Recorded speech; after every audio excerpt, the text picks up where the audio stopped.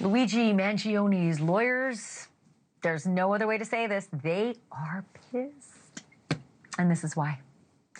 They say the video that you're looking at right now should not be out there for you to look at it right now or ever, at least not until the trial. They say it isn't just shocking surveillance video of a masked man shooting dead a healthcare CEO, Brian Thompson, right there on the sidewalk a year ago. But also they say everything that happened next, this stuff, you shouldn't be seeing this. It's something that none of us had actually seen until like now, like this week, right?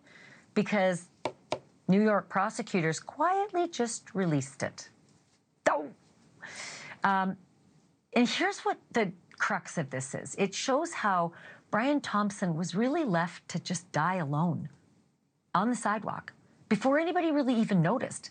And it's kind of like this slow response to how witnesses and police, eventually kind of filtered in and, blocked things off. And there were no flashing lights, right, for quite some time. It's just nothing like we imagined. You expect bullets go off and everybody screams and yells and calls 911. He just was lying there with no response until, somebody came around and then looked and went, what's this? It's amazing. But as you know, the state says the masked man who pulled the trigger is Luigi. They have charged him with the murder. And Luigi's defense team says that's not fair. This video, they say, is poisoning the potential jury pool and allowing the public to turn against him. You may disagree. You may agree. But that's what they were fighting about in court today. Luigi and his lawyers back there in that Manhattan courtroom trying to get that video and a whole bunch of other evidence tossed out of this case, right? Erik Uebelacker was inside the courtroom today. He covers New York City and the Luigi case for the Courthouse News. He is back with us. Look, when I watched that video, Erik, I was very sad, for starters. And I was sad when I watched a man being executed. I don't care what people say about who he was or whether he deserved it. That's not what we're discussing right now. I was sad to see a man shot in the back of the head, and then to see him dying alone and such a slow response and nobody kind of helping him. Is that what Luigi's lawyers are upset about? That the reaction I had will be had by a whole bunch more people, potentially, jurors? Well, as you alluded to, it is the aftermath that Luigi's lawyer, Karen Agnifilo, is really taking issue with here because, importantly, the video of the shooting itself, we have seen before. We saw another security camera footage angle when the shooting first happened last December. And then more recently, they played this angle, a little bit higher resolution, slightly different angle, I believe, in court, but they only played about 50 seconds of it. They played the shooting itself, which the defense also objected to. The problem they have now is that the prosecutors uploaded that entire 2-hour security footage, which includes the aftermath, 3 minutes for the cops to come, 11 minutes for the ambulance to come. They show the ambulance stretchering Brian Thompson into it. And that's kind of the part that we haven't seen before, and we haven't even seen it in court before. So the defense attorneys are saying, look, if we haven't played this in open court, why are you sharing this with the press? So it's interesting. It's been a while since I saw the actual shooting. We blur Brian as he's falling, but you can clearly see a man is falling to his death.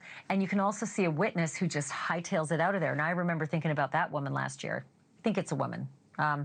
You'll have to remind me if it's a woman or a man who ran away.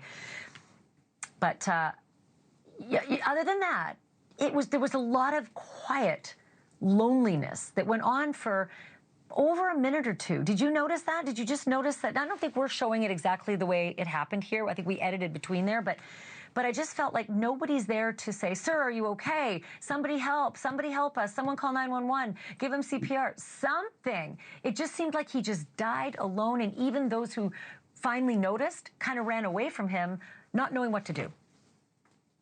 Yeah, I mean, it's a situation that hopefully none of us ever find ourselves in.